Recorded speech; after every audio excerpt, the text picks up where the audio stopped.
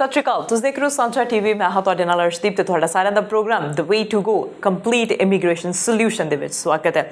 ਹੁਣ ਜਦੋਂ ਅਸੀਂ ਇਮੀਗ੍ਰੇਸ਼ਨ ਦੀ ਗੱਲ ਕਰਦੇ ਹਾਂ, ਕੰਪਲੀਟ ਇਮੀਗ੍ਰੇਸ਼ਨ ਦੀ ਗੱਲ ਕਰਦੇ ਹਾਂ, ਤਾਂ ਸਾਨੂੰ ਲੱਗਦਾ ਹੈ ਕਿ ਇਮੀਗ੍ਰੇਸ਼ਨ ਬਹੁਤ ਹੀ ਇੱਕ ਵਾਸਟ ਜਿਹੜੀ ਹੈ ਉਹ ਹੈ, ਜਿਹਦੇ ਵਿੱਚ ਅਸੀਂ ਬਹੁਤ ਚੀਜ਼ਾਂ ਜਿਹੜੀਆਂ ਨੇ ਉਹ ਕਵਰ ਨਹੀਂ ਕਰ ਸਕਦੇ। ਪਰ ਇਹਦੇ ਪ੍ਰੋਗਰਾਮ ਦੇ ਵਿੱਚ ਸਾਡੀ ਕੋਸ਼ਿਸ਼ ਹੁੰਦੀ ਹੈ ਕਿ ਨਵੇਂ ਅਪਡੇਟਡ ਰੂਲਸ ਰੈਗੂਲੇਸ਼ਨਸ ਕੀ ਆਈਆਂ ਨੇ, ਕਿਹੜੀਆਂ ਪਾਲਿਸੀਜ਼ ਆਈਆਂ ਹੋਈਆਂ ਨੇ, ਉਹਦੇ ਬਾਰੇ ਤੁਹਾਡੇ ਤੱਕ ਜਾਣਕਾਰੀ ਪਹੁੰਚਾ ਸਕੀਏ। ਅਤੇ ਅੱਜ ਪ੍ਰੋਗਰਾਮ ਦੇ ਵਿੱਚ ਮੇਰੇ ਨਾਲ ਜਿਹੜੇ ਸਟੂਡੀਓ ਦੇ ਵਿੱਚ ਅਸੀਂ ਜਿਨ੍ਹਾਂ ਦੇ ਆਫਿਸ ਦੇ ਵਿੱਚ ਐਕਚੁਅਲੀ ਪਹੁੰਚੇ ਹੋਏ ਹਾਂ, ਸਹੀ ਜਾਣਕਾਰੀ ਉਹਨਾਂ ਤੋਂ ਲੈਣ ਦੇ ਲਈ, ਕਿਉਂਕਿ ਬਹੁਤ ਉਹਨਾਂ ਦਾ ਐਕਸਪੀਰੀਅੰਸ ਹੈਗਾ ਆ। ਜੇ ਉਹਨਾਂ ਦੇ ਆਫਿਸਿਸ ਦੀ ਗੱਲ ਕਰੀਏ ਤਾਂ ਆਲ ਓਵਰ ਕੈਨੇਡਾ ਦੇ ਵਿੱਚ, ਨਾਲ ਨਾਲ ਦੁਬਈ ਦੇ ਵਿੱਚ, ਨਾਲ ਨਾਲ ਉਹਨਾਂ ਦੇ ਪੰਜਾਬ ਦੇ ਵਿੱਚ ਵੀ ਆਫਿਸਿਸ ਹੈਗੇ ਆ, ਅਤੇ ਤੁਸੀਂ ਉਹਨਾਂ ਨੂੰ ਪੂਰੀ ਚੰਗੀ ਤਰ੍ਹਾਂ ਜਾਣਦੇ ਹੈਗੇ ਹੋ।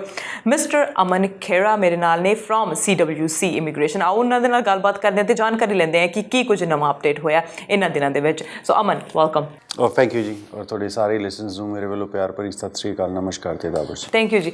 ਜਦੋਂ ਮੈਂ CWC ਦਾ ਨਾਮ ਲੈਂਦੀ ਹਾਂ ਨਾ, ਤਾਂ ਜਿਹੜਾ ਸਲੋਗਨ ਹੈ ਨਾ ਤੁਹਾਡਾ ਦਿਮਾਗ ਦੇ ਵਿੱਚ ਆ ਜਾਂਦਾ ਹੈ, ਥਿੰਕ ਕੈਨੇਡਾ, ਥਿੰਕ CWC। ਹੁਣ ਇਕੱਲਾ ਤੁਸੀਂ ਕੈਨੇਡਾ 'ਚ ਇਮੀਗ੍ਰੇਸ਼ਨ ਨਹੀਂ ਕਰਦੇ, ਸਾਰੇ ਕਿਤੇ ਕਰਦੇ ਆ। ਕਦੇ ਸੋਚਿਆ ਵੀ ਚੇਂਜ ਕਰ ਦਈਏ ਸਲੋਗਨ ਨੂੰ? ਨੋ, ਥਿੰਕ ਕੈਨੇਡਾ, ਥਿੰਕ CWC ਸੀ ਸਾਡਾ ਪਰਪਸ ਸੀਗਾ, ਬਿਕੋਜ਼ ਅਸੀਂ ਐਕਸਕਲੂਸਿਵਲੀ ਕੈਨੇਡੀਅਨ ਇਮੀਗ੍ਰੇਸ਼ਨ ਕਰਦੇ ਹਾਂ। ਲਾਅਫੁਲੀ ਵੀ ਅਸੀਂ ਕੈਨੇਡੀਅਨ ਇਮੀਗ੍ਰੇਸ਼ਨ ਹੀ ਪ੍ਰੈਕਟਿਸ ਕਰ ਸਕਦੇ ਹਾਂ। ਬਹੁਤ ਵਾਰੀ ਇਹ ਹੁੰਦਾ ਸੀ ਵੀ ਜੋ ਅਸੀਂ ਐਡਵਰਟਾਈਜ਼ ਕਰਦੇ ਹਾਂ, ਕਿਉਂਕਿ ਤੁਹਾਡਾ ਜਿਹੜਾ ਪ੍ਰੋਗਰਾਮ ਹੈ ਵਰਲਡ ਵਾਈਡ ਦੇਖਿਆ ਜਾਂਦਾ ਹੈ। ਬਹੁਤ ਇੰਡੀਵਿਜੂਅਲ ਸਾਨੂੰ ਕਾਲ ਕਰਦੇ ਆ ਵੀ ਅਸੀਂ ਯੂਰਪ ਦੀ ਇਮੀਗ੍ਰੇਸ਼ਨ ਲੈਣੀ ਹੈ, ਅਸੀਂ USA ਦੀ ਲੈਣੀ ਹੈ ਇਮੀਗ੍ਰੇਸ਼ਨ। ਸੋ ਉਹਦੇ 'ਚ ਅਸੀਂ ਡਾਇਰੈਕਟਲੀ ਇਨਵੋਲਵ ਨਹੀਂ ਹੁੰਦੇ, ਨਾ ਅਸੀਂ ਲੀਗਲੀ ਰਿਪਰੈਜ਼ੈਂਟ ਕਰ ਸਕਦੇ ਹਾਂ। ਸੋ ਅਸੀਂ ਚਾਹੁੰਦੇ ਹਾਂ ਵੀ ਜਿਹੜੀ ਸਾਡੀ ਟੈਗ ਲਾਈਨ ਹੈ ਥਿੰਕ ਕੈਨੇਡਾ, ਥਿੰਕ CWC, ਉਹ ਰਿਫਲੈਕਟ ਕਰੇ ਅਸੀਂ ਕੰਮ ਕੀ ਕਰਦੇ ਹਾਂ, ਔਰ ਲੀਗਲੀ ਅਸੀਂ ਕਿਹੜੀ ਕੰਟਰੀ ਲਈ ਆਥੋਰਾਈਜ਼ ਹਾਂ ਰਿਪਰੈਜ਼ੈਂਟ ਕਰਨ ਦੇ ਲਈ। ਸੋ ਤਾਂ ਹੀ ਕਰਕੇ ਇਹ ਸਲੋਗਨ ਹੈ ਉਹ ਕਾਫੀ ਕੈਚੀ ਹੈ। ਯਾ ਬਿਲਕੁਲ, that's why I ask you the question. But ਤੁਸੀਂ ਹਮੇਸ਼ਾ ਸਾਨੂੰ ਰੈਗੂਲਰਲੀ, ਚਾਹੇ ਸਾਡੇ ਲਾਈਵ ਸ਼ੋਜ਼ ਹੈਗੇ ਨੇ, ਚਾਹੇ ਰਿਕਾਰਡਡ ਹੈਗੇ ਨੇ, ਅਸੀਂ ਉਹਨਾਂ ਦੇ ਵਿੱਚ ਗੱਲਬਾਤ ਕਰਦੇ ਹੈਗੇ ਕਿ ਨਵੀਂ ਕੀ ਅਪਡੇਟ ਆਈ ਹੈਗੀ ਹੈ। ਪਰ ਹੁਣ ਥੋੜ੍ਹੇ ਜਿਹੇ ਦਿਨਾਂ ਦੀ ਇੱਕ ਅਪਡੇਟ ਆਈ ਹੈ ਵਿਜ਼ਿਟਰਸ ਦੇ ਲਈ, ਉਹ ਬਹੁਤ ਕਨਫਿਊਜ਼ਨ ਪੈਦਾ ਵੀ ਕਰਦੀ ਹੈਗੀ ਹੈ। ਪਰ ਤੁਸੀਂ ਇਹ ਦੱਸੋ ਕਿ ਉਸ ਜਿਹੜੀ ਅਨਾਊਂਸਮੈਂਟ ਆਈ ਹੈ ਕਿ ਜਿਹੜੇ ਵਿਜ਼ਿਟਰ ਹੈਗੇ ਆ ਉਹ ਕੰਮ ਕਰ ਸਕਦੇ ਆ ਕੈਨੇਡਾ ਦੇ ਵਿੱਚ, ਉਹ ਹੈ ਕੀ ਅਸਲ ਦੇ ਵਿੱਚ ਅਨਾਊਂਸਮੈਂਟ? ਜੀ ਬਿਲਕੁਲ। ਦੇਖੋ, ਪਹਿਲਾਂ ਕੀ ਸੀਗਾ, ਜਦੋਂ ਤੁਸੀਂ ਐਜ਼ ਅ ਵਿਜ਼ਿਟਰ ਕੈਨੇਡਾ ਦੇ ਵਿੱਚ ਦਾਖਲ ਹੁੰਦੇ ਸੀ ਤਾਂ ਤੁਸੀਂ ਆਪਣਾ ਜੇ ਸਟੇਟਸ ਚੇਂਜ ਕਰਨਾ from visitor to either a work permit ਜਾਂ ਸਟੂਡੈਂਟ ਦੇ ਵਿੱਚ, ਕਿਤੇ ਵੀ ਤੁਸੀਂ ਆਪਣੀ ਇੰਟੈਂਟ ਨੂੰ ਬਦਲਣਾ ਤਾਂ ਤੁਹਾਨੂੰ ਰੀ-ਐਗਜ਼ਾਮਿਨ ਹੋਣਾ ਪੈਂਦਾ ਸੀ। ਸੋ ਰੀ-ਐਗਜ਼ਾਮਿਨ ਹੋਣ ਦੇ ਲਈ ਇਮੀਗ੍ਰੇਸ਼ਨ ਵੱਲੋਂ ਰਿਕੁਆਇਰਮੈਂਟ ਰੱਖੀ ਗਈ ਸੀ ਰੈਗੂਲੇਸ਼ਨ 11 ਦੇ ਵਿੱਚ। ਰੈਗੂਲੇਸ਼ਨ 11 ਜਿਹੜੀ ਹੈ ਉਹ ਡਾਇਰੈਕਸ਼ਨ ਦਿੰਦੀ ਹੈ ਕਿਸੇ ਵੀ ਇੰਡੀਵਿਜੂਅਲ ਨੂੰ, ਜੇ ਕੈਨੇਡਾ ਦੇ ਵਿੱਚ ਉਹ ਆਪਣਾ ਸਟੇਟਸ ਚੇਂਜ ਕਰਨਾ ਚਾਹੁੰਦਾ ਜਾਂ ਕੈਨੇਡਾ ਦੇ ਲਈ ਐਪਲੀਕੇਸ਼ਨ ਕਰਨਾ ਚਾਹੁੰਦਾ, ਤਾਂ ਡਾਇਰੈਕਸ਼ਨ ਮਿਲਦੀ ਹੈ ਵੀ ਉਹ ਕਿੱਥੇ ਅਪਲਾਈ ਕਰੇ। ਕਾਫੀ ਚੋਇਸਿਸ ਵੀ ਹੁੰਦੀਆਂ ਨੇ ਇੰਡੀਵਿਜੂਅਲ ਨੂੰ ਜਦੋਂ ਅਪਲਾਈ ਕਰਦਾ ਹੈ। ਇਹ ਰੈਗੂਲੇਸ਼ਨ ਲਿਆਂਦੀ ਗਈ ਸੀ ਜੂਨ 2002 ਦੇ ਵਿੱਚ। ਇਸ ਤੋਂ ਪਹਿਲਾਂ ਕਾਫੀ ਓਪਨ ਹੁੰਦਾ ਸੀ ਕੈਨੇਡੀਅਨ ਸਿਸਟਮ ਵੀ। ਤੁਸੀਂ ਵਿਜ਼ਿਟਰ ਗਏ ਹੋ ਲੰਡਨ ਦੇ ਵਿੱਚ ਤਾਂ ਉੱਥੇ ਤੁਸੀਂ ਚਾਹਿਆ ਵੀ ਕੈਨੇਡੀਅਨ ਇਮੀਗ੍ਰੇਸ਼ਨ ਮੈਂ ਅਪਲਾਈ ਕਰਦਾ, ਤਾਂ ਤੁਸੀਂ ਉੱਥੇ ਪ੍ਰੋਸੈਸਿੰਗ ਟਾਈਮ ਘੱਟ ਲੱਗਦਾ ਸੀ as compare to new Delhi. ਤਾਂ ਲੋਕ ਬਹੁਤ ਸੀਗੇ ਫਲਾਈਟ ਲੈਂਦੇ ਸੀ ਐਜ਼ ਅ ਵਿਜ਼ਿਟਰ, ਲੰਡਨ ਜਾ ਕੇ ਅਪਲਾਈ ਕਰਦੇ ਸੀ, 7-8 ਮੰਥਸ ਇਮੀਗ੍ਰੇਸ਼ਨ ਲੈ ਲੈਂਦੇ ਸੀ। ਸੋ ਪਰ ਉਹਦੇ ਨਾਲ ਇੱਕ ਕੰਪਲੈਕਸਿਟੀ ਇਹ ਹੁੰਦੀ ਸੀ ਵੀ ਪ੍ਰੋਗਰਾਮ ਦੀ ਇੰਟੈਗ੍ਰਿਟੀ ਮੇਨਟੇਨ ਕਰਨ ਲਈ ਆਫਿਸਰ ਦੇ ਕੋਲ ਬਹੁਤ ਲਿਮਿਟਡ ਟੂਲਸ ਹੁੰਦੇ ਸੀ। ਹੁਣ ਜਿਹੜਾ ਇੰਡੀਵਿਜੂਅਲ ਇੰਡੀਆ ਦੇ ਵਿੱਚ ਬੈਠਾ ਹੈ ਉਹ ਆਪਣੀ ਐਪਲੀਕੇਸ਼ਨ ਦਾਇਰ ਕਰ ਰਿਹਾ ਹੈ ਲੰਡਨ ਦੇ ਵਿੱਚ, ਤਾਂ ਲੰਡਨ ਜਿਹੜਾ ਆਫਿਸਰ ਬੈਠਾ ਉਹਨੂੰ ਇੰਡੀਆ ਦੇ ਪ੍ਰੋਟੋਕੋਲਸ ਦੇ ਬਾਰੇ ਇੰਨੀ ਨੌਲੇਜ ਨਹੀਂ ਹੋਊਗੀ ਜਿਹੜਾ ਕਿ ਲੋਕਲਾਈਜ਼ ਆਫਿਸਰ ਨੂੰ, ਜਿਹੜਾ ਇੰਡੀਆ ਦੇ ਵਿੱਚ ਬੈਠਾ, ਉਹਨੂੰ ਹੋਊਗੀ। ਸੋ ਇਸੇ ਕਰਕੇ ਜਿਹੜੀ ਰੈਗੂਲੇਸ਼ਨ 11 ਇੰਟਰੋਡਿਊਸ ਕੀਤੀ ਗਈ ਸੀ। ਸੋ ਐਕਟ ਦੇ ਵਿੱਚ ਤਬਦੀਲੀ ਆਉਣ ਦੇ ਨਾਲ ਨਾਲ ਇੱਕ ਚੀਜ਼ ਜਿਹੜੀ ਚੇਂਜ ਆਇਆ, ਮੇਜਰ ਚੇਂਜ ਆਇਆ, ਉਹ ਇਹ ਆਇਆ ਵੀ ਜਿਹੜੇ ਇੰਡੀਵਿਜੂਅਲਸ ਆਲਰੇਡੀ ਕੈਨੇਡਾ ਦੇ ਵਿੱਚ ਪਹੁੰਚੇ ਹੋਏ ਨੇ, ਸੋ ਉਹਨਾਂ 'ਤੇ ਰੈਗੂਲੇਸ਼ਨ 11 ਦਾ ਕੀ ਇਫੈਕਟ ਹੋਏਗਾ। ਸੋ ਉਹਦੇ ਵਿੱਚ ਇੱਕ ਪ੍ਰੋਵੀਜ਼ਨ ਸੀਗਾ ਵੀ ਜੇ ਕੋਈ ਇੰਡੀਵਿਜੂਅਲ ਐਜ਼ ਅ ਵਿਜ਼ਿਟਰ ਆਇਆ ਹੋਇਆ ਤਾਂ ਉਹਦੇ ਕੋਲ ਚੋਇਸਿਸ ਹੋਣਗੀਆਂ, ਚਾਹੇ ਤਾਂ ਆਪਣੀ ਕੰਟਰੀ ਆਫ ਨੈਸ਼ਨੈਲਿਟੀ ਤੋਂ ਅਪਲਾਈ ਕਰਦੇ ਜਾਂ ਉਹ ਕੰਟਰੀ ਆਫ ਹੈਬਿਚੁਅਲ ਰੈਜ਼ੀਡੈਂਸ, ਜਿੱਥੇ ਲੀਗਲ ਰੈਜ਼ੀਡੈਂਸ ਉਹਨੂੰ ਐਡਮਿਟੈਂਸ ਮਿਲੀ ਹੋਈ ਹੈ, ਉੱਥੋਂ ਅਪਲਾਈ ਕਰਦੇ, ਜਾਂ ਜਿੱਥੇ ਉਹ ਲੀਗਲੀ ਐਂਟਰ ਕੀਤਾ ਹੋਇਆ ਐਜ਼ ਅ ਵਿਜ਼ਿਟਰ, ਉਸ ਵੀਜ਼ਾ ਪੋਸਟ 'ਤੇ ਵੀ ਅਪਲਾਈ ਕਰ ਸਕਦੇ ਆ। ਨਾ ਜਿਹੜਾ ਇੰਡੀਵਿਜੂਅਲ ਆਲਰੇਡੀ ਕੈਨੇਡਾ ਦੇ ਵਿੱਚ ਆਇਆ ਉਹਨੂੰ ਕੋਲ ਚੋਇਸ ਬਣਦੀ ਸੀ, ਇੱਧਰ ਉਹ ਇੱਕ ਡੈਡੀਕੇਟਿਡ ਵੀਜ਼ਾ ਪੋਸਟ ਹੈ ਨਿਊਯਾਰਕ US ਦੇ ਵਿੱਚ, ਉੱਥੇ ਅਪਲਾਈ ਕਰੇ ਜੇ ਸਪੈਸ਼ਲੀ ਵਰਕ ਪਰਮਿਟ ਚੇਂਜ ਕਰਨਾ। ਅਦਰਵਾਈਜ਼ ਉਹ ਹੋਰ ਵੀਜ਼ਾ ਪੋਸਟ ਚੂਜ਼ ਕਰ ਸਕਦਾ ਸੀ ਜੇ ਉਹ ਸਟੂਡੈਂਟ ਵੀਜ਼ੇ ਲਈ ਆਪਣੀ ਤਬਦੀਲੀ ਕਰਦਾ ਸੀ। ਸੈਕਿੰਡ ਚੋਇਸ ਹੁੰਦੀ ਸੀ ਵੀ ਉਹ ਫਲੈਗ ਪੋਲ ਰਿਟਰਨ ਕਰੇ, ਕੰਟਰੀ ਆਊਟ ਕਰਕੇ ਇਨ ਕਰੇ, ਐਂਡ ਉਸ ਤੋਂ ਬਾਅਦ ਉਹ ਆਪਣੀ ਜਿਹੜਾ ਰੀ-ਐਗਜ਼ਾਮਿਨ ਹੋਵੇ ਆਫਿਸਰ ਦੇ ਅੱਗੇ। ਨਾਓ ਜਿਹੜੀ ਇਨਫੋਰਸਮੈਂਟ ਆਫਿਸਰ ਹੈਗਾ ਸੀ ਜਿਹੜਾ ਕਿ CBSE ਆਫਿਸਰ ਹੈ, ਉਸ ਦੇ ਅੱਗੇ ਉਹਨਾਂ ਨੂੰ ਆਉਣਾ ਪੈਂਦਾ ਸੀ। ਨਾਓ ਜਿਹੜਾ CBSE ਆਫਿਸਰ ਹੈ ਉਹ ਤੁਹਾਨੂੰ ਅਸੈਸ ਕਰਦਾ ਸੀ, ਉਹ ਇਮੀਗ੍ਰੇਸ਼ਨ ਐਕਟ ਦੇ ਥਰੂ ਵੀ ਉਹ ਅਸੈਸ ਕਰਦੇ ਆ, ਫਿਰ ਉਹ ਕਸਟਮਸ ਐਕਟ ਹੈ ਉਹ ਵੀ ਲਾਗੂ ਹੁੰਦਾ, ਕਿਉਂਕਿ ਉਹ ਦੇਖਦਾ ਵੀ ਤੁਸੀਂ ਜਿਹੜੀ ਫੋਰ ਐਗਜ਼ਾਮਪਲ ਇਲੈਕਟ੍ਰੋਨਿਕ ਗੁੱਡਸ ਨੇ, ਜਿਵੇਂ ਸੈੱਲ ਫੋਨ ਹੈ ਤੁਹਾਡਾ, ਤਾਂ ਉਹਦੇ ਕੋਲ ਪਾਵਰ ਐਂਡ ਅਥੋਰਿਟੀ ਹੁੰਦੀ ਸੀ ਥਰੂ ਕਸਟਮਸ ਐਕਟ ਵੀ ਉਹ ਤੁਹਾਡਾ ਜਿਹੜਾ ਇਲੈਕਟ੍ਰੋਨਿਕ ਗੁੱਡ, ਜਿਹਨੂੰ ਸੈੱਲ ਫੋਨ ਆਪਾਂ ਕਹਿ ਸਕਦੇ ਹਾਂ, ਵੀ ਉਹਨੂੰ ਤੁਹਾਡੇ ਤੋਂ ਪਾਸਵਰਡ ਲੈ ਕੇ ਖੋਲ੍ਹ ਸਕਦਾ, ਤੁਹਾਡੀ ਇਨਫੋਰਮੇਸ਼ਨ ਐਕਸੈਸ ਕਰ ਸਕਦਾ ਔਰ ਤੁਹਾਨੂੰ ਕੋਆਪਰੇਟ ਕਰਨਾ ਪੈਂਦਾ ਸੀ। ਸੋ ਔਰ ਕੰਪਲਾਇੰਸ ਦੇ ਵਿੱਚ ਆਉਣਾ ਪੈਂਦਾ ਸੀ। ਸੋ ਇਸ ਕਰਕੇ ਕਾਫੀ ਹਰਡਲਸ ਵੀ ਰਹਿੰਦੀਆਂ ਸੀ ਜਦੋਂ ਤੁਸੀਂ ਬਾਰਡਰ 'ਤੇ ਜਾਂਦੇ ਸੀ। ਆਏ ਦਿਨ ਸਾਡੇ ਕੋਲ ਬਹੁਤ ਇਹੋ ਜਿਹੇ ਕੇਸਿਸ ਹੁੰਦੇ ਸੀ ਜਿੱਥੇ ਰਿਮੂਵਲ ਆਰਡਰ ਇਸ਼ੂ ਹੁੰਦਾ ਸੀ ਫॉर ਡਿਫਰੈਂਟ ਰੀਜ਼ਨਸ, ਔਰ ਨੈਗੇਟਿਵ ਡਿਸੀਜਨ ਦੇਖਣ ਨੂੰ ਮਿਲਦਾ ਸੀ ਜਦੋਂ ਤੁਸੀਂ ਆਪਣਾ from a visitor to work permit ਆਪਣੀ ਜਿਹੜਾ ਸਟੇਟਸ ਹੈ ਤਬਦੀਲ ਕਰਦੇ ਸੀ। ਪਰ ਹੁਣ ਜਿਹੜਾ ਹੈਗਾ, ਹੁਣ ਸਰਕਾਰ ਨੇ ਇੱਕ ਇਸ ਪਾਲਿਸੀ ਨੂੰ ਚੇਂਜ ਕੀਤਾ, ਮਿਨਿਸਟਰੀਅਲ ਇੰਸਟਰਕਸ਼ਨਸ ਜਾਂ ਇੱਕ ਪਬਲਿਕ ਪਾਲਿਸੀ ਜਿਹੜੀ ਹੈ ਇਸ਼ੂ ਕੀਤੀ ਗਈ ਹੈ, ਖਾਸ ਕਰਕੇ ਕੋਵਿਡ ਦੀ ਜਿਹੜੇ ਅਨਪ੍ਰੈਸੀਡੈਂਟਡ ਸਿਨੈਰੀਓ ਡਿਵੈਲਪ ਹੋਇਆ ਉਹਨੂੰ ਦੇਖਦੇ ਹੋਏ ਹੁਣ ਮਿਨਿਸਟਰ ਨੇ ਆਈ ਥਿੰਕ ਔਨ ਅਗਸਟ 24 ਇਹ ਪਾਲਿਸੀ ਨੂੰ ਇੰਟਰੋਡਿਊਸ ਕੀਤਾ। ਸੋ ਜਿਹੜੇ ਇੰਡੀਵਿਜੂਅਲ ਆਲਰੇਡੀ ਕੈਨੇਡਾ ਦੇ ਵਿੱਚ ਲੀਗਲ ਸਟੇਟਸ ਦੇ ਵਿੱਚ ਨੇ ਤਾਂ ਉਹ ਆਪਣਾ ਜਿਹੜਾ ਸਟੇਟਸ ਦੀ ਤਬਦੀਲ ਕਰ ਸਕਦੇ ਨੇ with in Canada. Online application submit ਕਰਕੇ ਤੁਸੀਂ ਬਾਰਡਰ 'ਤੇ ਤੁਹਾਨੂੰ ਨਹੀਂ ਜਾਣਾ ਪਏਗਾ, ਹੁਣ ਤੁਸੀਂ ਘਰ ਬੈਠੇ ਐਪਲੀਕੇਸ਼ਨ ਜਿਹੜੀ ਉਹ ਦਾਇਰ ਕਰ ਸਕਦੇ ਹੋ ਜਾਂ ਤੁਹਾਡੇ ਰਿਪਰੈਜ਼ੈਂਟੇਟਿਵ ਦਾਇਰ ਕਰ ਸਕਦੇ ਨੇ, ਔਰ ਤੁਹਾਡਾ ਜਿਹੜਾ ਵਰਕ ਪਰਮਿਟ ਹੈ ਅਪਰੂਵ ਹੋ ਕੇ ਤੁਹਾਡੇ ਰਿਪਰੈਜ਼ੈਂਟੇਟਿਵ ਨੂੰ ਜਾਂ ਤੁਹਾਨੂੰ ਡਾਇਰੈਕਟਲੀ ਮਿਲੇਗਾ। ਸੋ ਤੁਹਾਡੀ ਜਿਹੜੀ ਇੰਟਰਵਿਊ ਹੈ, ਜੇ ਹੁੰਦਾ ਸੀ ਵੀ ਤੁਸੀਂ ਜਦੋਂ ਵੀ ਆਫਿਸਰ ਦੇ ਅੱਗੇ ਰੀ ਐਗਜ਼ਾਮਨ ਹੁੰਦੇ ਤਾਂ ਇੱਕ ਇੰਟਰਵਿਊ ਸੈਸ਼ਨ ਦੇ ਥਰੂ ਜਾਣਾ ਪੈਂਦਾ ਸੀ। ਹੁਣ ਕਾਫੀ ਤੁਹਾਨੂੰ ਹੈਲਪ ਹੋਏਗੀ ਵੀ ਤੁਹਾਨੂੰ ਇੰਟਰਵਿਊ ਸੈਸ਼ਨ ਦੇ ਵਿੱਚ ਨਹੀਂ ਜਾਣਾ ਪਏਗਾ। ਮੈਜੋਰਿਟੀ ਆਫ ਜਿਹੜੀਆਂ ਐਪਲੀਕੇਸ਼ਨਸ ਨੇ ਉਹ ਜਿਹੜੀਆਂ ਆਨਲਾਈਨ ਵਿਦਆਊਟ ਇੰਟਰਵਿਊ ਪ੍ਰੋਸੈਸ ਹੋਣਗੀਆਂ ਔਰ ਜਲਦੀ ਹੀ ਡਿਸੀਜਨ ਜਿਹੜੇ ਉਹ ਦਿੱਤੇ ਜਾਣਗੇ। ਸੋ ਚੇਂਜ ਇਹੀ ਹੈ ਜੀ। ਬਿਲਕੁਲ। LMIA ਦੀ ਜਦੋਂ ਅਸੀਂ ਗੱਲ ਕਰਦੇ ਹਾਂ ਤਾਂ ਇਹਦੇ ਲਈ LMIA ਕਿਸੇ ਵੀ ਇੰਪਲੋਇਰ ਤੋਂ ਲੈ ਕੇ ਲੈ ਸਕਦੇ ਜਾਂ ਕੋਈ ਸਪੈਸੀਫਿਕ ਹੋਏਗਾ? No, this is a employer specific work permit, exclusively ਉਹਨਾਂ ਲਈ ਹੈ। ਜੇ ਤੁਸੀਂ LMIA ਆਲਰੇਡੀ ਹਾਸਲ ਕੀਤੀ ਹੋਈ ਹੈ ਜਾਂ ਤੁਸੀਂ LMIA ਤੁਹਾਨੂੰ ਕੋਈ ਦੇ ਰਿਹਾ ਹੈਗਾ ਇੰਡੀਵਿਜੂਅਲ, ਤਾਂ ਫਿਰ ਤੁਸੀਂ ਉਹਦੇ ਬੇਸਿਸ 'ਤੇ ਹੀ ਇਹ ਐਪਲੀਕੇਸ਼ਨ ਦਾਇਰ ਕਰ ਸਕਦੇ ਹੋ। ਨਾਓ ਇਹਦੇ ਵਿੱਚ ਇੱਕ ਚੀਜ਼ ਜ਼ਿਆਦਾ ਇੰਪੋਰਟੈਂਟ ਹੈਗੀ ਹੈ ਵੀ ਜਿਹੜੀ ਲੇਬਰ ਮਾਰਕੀਟ ਇੰਪੈਕਟ ਅਸੈਸਮੈਂਟ, ਉਹਦੇ ਵਿੱਚ ਰਿਕੁਆਇਰਮੈਂਟਸ ਵੀ ਮੈਂਸ਼ਨ ਕੀਤੀਆਂ ਹੁੰਦੀਆਂ ਨੇ ਵੀ ਤੁਹਾਡੀ ਐਜੂਕੇਸ਼ਨ ਕੀ ਚਾਹੀਦੀ ਹੈ, ਇੰਗਲਿਸ਼ ਜਿਹੜੀ ਲੈਂਗੁਏਜ ਰਿਕੁਆਇਰਮੈਂਟ ਉਹ ਕੀ ਚਾਹੀਦੀ ਹੈ, ਇਸ ਤੋਂ ਇਲਾਵਾ ਤੁਹਾਨੂੰ ਐਕਸਪੀਰੀਅੰਸ ਚਾਹੀਦਾ ਹੈ ਕਿ ਨਹੀਂ ਚਾਹੀਦਾ। ਉਹ ਡਿਪੈਂਡ ਕਰੂਗਾ ਕਿਸ ਤਰ੍ਹਾਂ ਦੀ ਜਿਹੜੀ ਹੈ LMIA ਤੁਸੀਂ ਲਈ ਹੈ, ਹਾਈ ਸਕਿੱਲ ਹੈ ਜਾਂ ਲੋ ਸਕਿੱਲ LMIA ਹੈ, ਜਾਂ ਇੰਗਲਿਸ਼ ਦੀ ਉਹਦੇ ਵਿੱਚ ਰਿਕੁਆਇਰਮੈਂਟ ਮੈਂਡੇਟਰੀ ਰੱਖੀ ਗਈ ਹੈ। ਸੋ ਜੇ ਤੁਸੀਂ ਉਹ ਕੰਡੀਸ਼ਨਸ ਨੂੰ ਪੂਰਾ ਕਰਦੇ ਹੋ ਤਾਂ ਡੈਫੀਨੇਟਲੀ ਤੁਹਾਡੀ ਐਪਲੀਕੇਸ਼ਨ ਜਿਹੜੀ ਆ ਉਹ ਪ੍ਰੋਸੈਸ ਕੀਤੀ ਜਾਏਗੀ ਫਰੋਮ ਵਿਦ ਇਨ ਕੈਨੇਡਾ। ਇਹਦੇ 'ਚ ਇਹ ਤਾਂ ਹੈ ਕਿ 24 ਅਗਸਤ ਤੋਂ ਜਿਹੜੇ ਪਹਿਲਾਂ ਕੈਨੇਡਾ ਦੇ ਵਿੱਚ ਰਹਿ ਰਹੇ ਹੈਗੇ ਨੇ ਉਹੀ ਇਸ ਨੂੰ ਅਪਲਾਈ ਕਰ ਸਕਦੇ ਹੈਗੇ ਆ, ਐਪਲੀਕੇਸ਼ਨਸ ਪਾ ਸਕਦੇ ਹੈਗੇ ਆ, ਪਰ ਇਹ ਐਪਲੀਕੇਸ਼ਨਸ ਵਾਸਤੇ ਕੋਈ ਲਿਮਿਟ ਵੀ ਹੈਗੀ ਹੈ ਕਿ ਕਦੋਂ ਤੱਕ ਸਬਮਿਟ ਹੋਣਗੀਆਂ? ਜੀ ਬਿਲਕੁਲ। ਜਿਹੜੀ ਉਹਦੀ ਲਿਮਿਟੇਸ਼ਨ ਪੀਰੀਅਡ ਹੈਗਾ ਇਹ 31 ਮਾਰਚ ਆਈ ਬਿਲੀਵ ਰੱਖਿਆ ਗਿਆ 2021 ਤੱਕ, 2021 ਨੈਕਸਟ ਈਅਰ ਤੱਕ। ਨਾਓ ਇਹਦੇ ਵਿੱਚ ਇੱਕ ਚੀਜ਼ ਜ਼ਰੂਰ ਮੈਂ ਐਡ ਕਰਨਾ ਚਾਹੂੰਗਾ, ਜਦੋਂ ਵੀ ਤੁਸੀਂ ਐਪਲੀਕੇਸ਼ਨ ਦਾਇਰ ਕਰਨੀ ਹੈ ਯੂਜੂਅਲ ਜਿਹੜਾ ਇਹਦਾ ਪ੍ਰੋਸੈਸਿੰਗ ਟਾਈਮ ਹੈ ਉਹ 90 to 120 ਡੇਜ਼ ਲੱਗਦੇ ਸੀ। ਨਾਓ ਇਸ ਪਬਲਿਕ ਪਾਲਿਸੀ ਦੇ ਵਿੱਚ ਇਹ ਵੀ ਕਿਹਾ ਗਿਆ ਵੀ ਤੁਸੀਂ ਐਪਲੀਕੇਸ਼ਨ ਜਦੋਂ ਸਬਮਿਟ ਕਰੋਗੇ ਤਾਂ ਤੁਹਾਡਾ ਜਿਹੜਾ ਡਿਸੀਜਨ ਹੈ ਉਹ ਵਿਦਿਨ 30 ਡੇਜ਼ ਜਿਹੜਾ ਪ੍ਰੋਸੈਸ ਕੀਤਾ ਜਾਏਗਾ। ਇਸ ਤੋਂ ਇਲਾਵਾ ਜਿਹੜੀ ਲਿਮਿਟੇਸ਼ਨ ਪੀਰੀਅਡ ਦੀ ਆਪਾਂ ਗੱਲ ਕਰ ਰਹੇ ਹਾਂ ਵੀ ਜਦੋਂ ਲਿਮਿਟੇਸ਼ਨ ਪੀਰੀਅਡ ਐਕਸਪਾਇਰ ਹੋ ਜਾਏਗਾ ਕੀ ਉਹਨੂੰ ਐਕਸਟੈਂਡ ਕੀਤਾ ਜਾਏਗਾ ਕਿ ਨਹੀਂ ਕੀਤਾ ਜਾਏਗਾ। ਯੈਸ, ਇਹ ਜੇ ਸਿਨੈਰੀਓ ਇਸ ਤਰ੍ਹਾਂ ਹੀ ਰਿਹਾ ਜਿਵੇਂ ਕੋਵਿਡ ਦਾ ਸਿਨੈਰੀਓ ਬਣਿਆ ਹੋਇਆ ਤਾਂ ਪੋਸੀਬਲ ਹੈ ਇਹਨੂੰ ਐਕਸਟੈਂਡ ਕਰ ਦਿੱਤਾ ਜਾਵੇ। ਇਹ ਸਾਰਾ ਕੁਝ ਡਿਪੈਂਡ ਕਰੇਗਾ ਉਸ ਸਮੇਂ ਦੇ ਵਿੱਚ, ਕਿਉਂਕਿ ਅੱਜ ਕੱਲ੍ਹ ਦੇ ਰੂਲਸ ਇਹੋ ਜਿਹੇ ਹੈਗੇ ਆ, ਕਿਉਂਕਿ ਜਦੋਂ ਪਿਛਲੀ ਸਰਕਾਰ ਨੇ 2008 ਦੇ ਵਿੱਚ ਆਈ ਬਿਲੀਵ ਜਿਹੜੀਆਂ ਮਿਨਿਸਟਰੀਅਲ ਇੰਸਟਰਕਸ਼ਨਸ ਇੰਟਰੋਡਿਊਸ ਕੀਤੀਆਂ ਸੀ ਉਹਦੇ ਵਿੱਚ ਜਿਹੜੇ ਚੇਂਜਸ ਨੇ ਉਹ ਕਾਫੀ ਰਿਸਪੌਂਸਿਵ ਨੇ, ਮੀਨਿੰਗ ਜਿਵੇਂ ਹੀ ਲੇਬਰ ਮਾਰਕੀਟ ਦੇ ਵਿੱਚ ਕੋਈ ਇੰਪੈਕਟ ਆਉਂਦਾ ਜਾਂ ਕੋਈ ਚੇਂਜ ਆਉਂਦਾ ਹੈਗਾ ਇਮੀਡੀਏਟਲੀ ਮਿਨਿਸਟਰ ਜਿਹੜਾ ਹੈਗਾ ਨਵੀਆਂ ਗਾਈਡਲਾਈਨ ਇਸ਼ੂ ਕਰਕੇ ਜਿਹੜਾ ਨਵਾਂ ਰੂਲਸ ਜਿਹੜੇ ਨੇ ਇੰਟਰੋਡਿਊਸ ਕਰ ਸਕਦਾ, ਜਿਸ ਨੂੰ ਪਬਲਿਕ ਪਾਲਿਸੀ ਚੇਂਜਸ ਕਹਿੰਦੇ ਆਪਾਂ। ਨਾਓ ਇਹ ਚੇਂਜਸ ਜਿਹੜੇ ਨੇ ਇਹ ਜਿਹੜੇ ਨੇ ਲੈਂਥਨ ਕੀਤੇ ਜਾ ਸਕਦੇ ਨੇ ਕਿਉਂਕਿ ਇੱਕ ਐਡਮਿਨਿਸਟ੍ਰੇਟਿਵ ਡਿਸੀਜਨ ਨੇ। ਇਹਦੇ 'ਚ ਕੋਈ ਇਹ ਨਹੀਂ ਹੈਗਾ ਵੀ ਤੁਸੀਂ ਪਾਰਲੀਮੈਂਟ ਦੇ ਥਰੂ ਕੋਈ ਬਿੱਲ ਇੰਟਰੋਡਿਊਸ ਕਰ ਰਹੇ ਹੋ ਜਿੱਥੇ ਕੋਈ ਬਹਿਸ ਹੋ ਰਹੀ ਹੈ। ਸੋ ਉਹ ਪਾਵਰ ਆਲਰੇਡੀ ਮਿਨਿਸਟਰ ਕੋਲ ਹੈਗੀ ਹੈ ਵੀ ਉਹ ਪਬਲਿਕ ਪਾਲਿਸੀ ਇੰਟਰੋਡਿਊਸ ਕਰ ਸਕਦਾ, ਮਿਨਿਸਟਰੀਅਲ ਇੰਸਟਰਕਸ਼ਨ ਇੰਟਰੋਡਿਊਸ ਕਰ ਸਕਦਾ ਕੈਨੇਡਾ ਦੇ ਵਿੱਚ, ਦੇਖਦੇ ਹੋਏ ਉਹਦੀ ਜਿਹੜੀ ਲੇਬਰ ਮਾਰਕੀਟ ਹੈ ਔਰ ਕੀ ਸਿਗਨੀਫਿਕੈਂਟ ਬੈਨੀਫਿਟ ਹੋ ਰਿਹਾ ਕੰਟਰੀ ਨੂੰ, ਉਹ ਚੀਜ਼ਾਂ ਦੇਖਦੇ ਹੋਏ ਉਹ ਜਿਹੜੀਆਂ ਪਬਲਿਕ ਪਾਲਿਸੀਜ਼ ਇੰਟਰੋਡਿਊਸ ਕਰ ਸਕਦਾ। ਬਿਲਕੁਲ, ਇਹ ਜਿਹੜਾ ਟੈਂਪਰੇਰੀ ਹੈਗਾ ਹਜੇ, ਕਿਉਂਕਿ ਇਹ ਪਰਮਾਨੈਂਟ ਨਹੀਂ ਹੈਗਾ, ਕਿਉਂਕਿ RCC ਦੀ ਜੇ ਅਸੀਂ ਵੈਬਸਾਈਟ 'ਤੇ ਜਾਂਦੇ ਹੈਗੇ ਆ ਤਾਂ ਬਹੁਤ ਸਾਰੀਆਂ ਅਪਡੇਟਸ ਐਵਰੀ ਡੇ ਸਾਨੂੰ ਦੇਖਣ ਨੂੰ ਮਿਲਦੀਆਂ ਹੈਗੀਆਂ ਆ। ਹੁਣ ਉਹਨਾਂ ਅਪਡੇਟਸ ਦੇ ਵਿੱਚ ਸਟੂਡੈਂਟਸ ਨੂੰ ਲੈ ਕੇ ਵੀ ਇੱਕ ਅਪਡੇਟ ਆਈ ਹੈ, ਪਰ ਉਹਦੇ ਬਾਰੇ ਗੱਲ ਕਰਾਂਗੇ, ਬ੍ਰੇਕ ਲੈ ਲੈਂਦੇ ਤੇ ਬ੍ਰੇਕ ਤੋਂ ਬਾਅਦ ਵਾਪਸ ਆਉਂਦੇ ਹਾਂ।